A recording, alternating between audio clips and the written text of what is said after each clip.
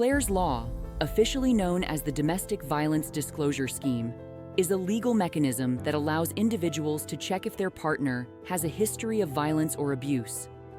Introduced in 2014, it has been accessed by thousands, offering protection and empowerment to those in potentially dangerous relationships.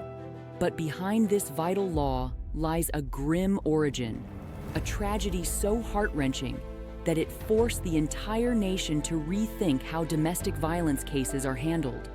This law was established as a result of one woman's tragic murder, Clare Wood, who sacrificed her life to protect countless others.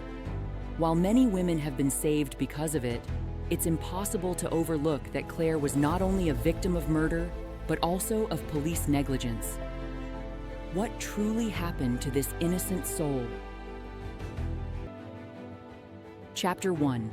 Clare's story. Clare Wood, a 36-year-old single mother, met George Appleton online in April 2008. Like many modern romances, their relationship began through social media with promises of a fresh start and companionship. Clare was no stranger to life's challenges. She had a young daughter and had recently moved to Salford to be closer to her family. At first glance, George Appleton seemed like the kind of man who could provide Clare with the stability she was looking for. But beneath his charming exterior lay a dark, violent history that Clare was unaware of. Chapter 2. Appleton's Side. Appleton was not the harmless man he claimed to be. His criminal record, hidden from Clare, was littered with acts of violence against women. In 2002, Appleton had been jailed for 3 years for harassing a former partner, and in 2003, he was imprisoned again for breaching a restraining order. These were not isolated incidents. Appleton had a pattern of targeting women, manipulating and controlling them before resorting to violence. Yet Clare had no way of knowing the true danger she was in. Appleton deceived her, telling her that his criminal record was merely for minor motoring offenses. This manipulation set the stage for a nightmare that would soon unfold. Chapter 3. The Breakdown of a Relationship. By October 2008, just 6 months after they met, Clare discovered that Appleton had been texting other women. Clare broke off the relationship, but Appleton refused to let go. He became obsessive, stalking and harassing Clare to the point where she feared for her safety. He showed up uninvited, damaged her property, and continuously threatened her. Over the next few months, Clare reached out to the police multiple times, pleading for help. She reported his threats, his harassment, and even a sexual assault. Despite these alarming complaints, the Greater Manchester Police failed to take decisive action. On one occasion, after Appleton had broken down her front door, he was arrested but released just a week before her death. Although a panic alarm was installed in her home, it proved to be far too little, too late. The system that was supposed to protect Clare was failing her in every possible way. Chapter 4. The Final Act of Violence. The torment reached its devastating peak on February 2, 2009, when Clare's desperate fight for safety came to a tragic and violent end.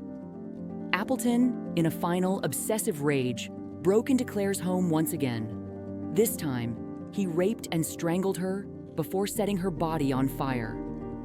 When emergency services arrived, they found a scene of unimaginable horror.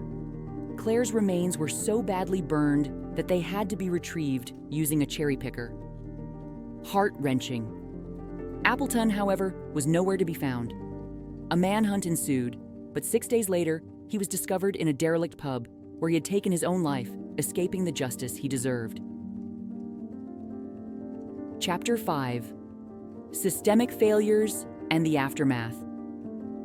Following Clare's murder, the Independent Police Complaints Commission launched an investigation into how the police had handled her case.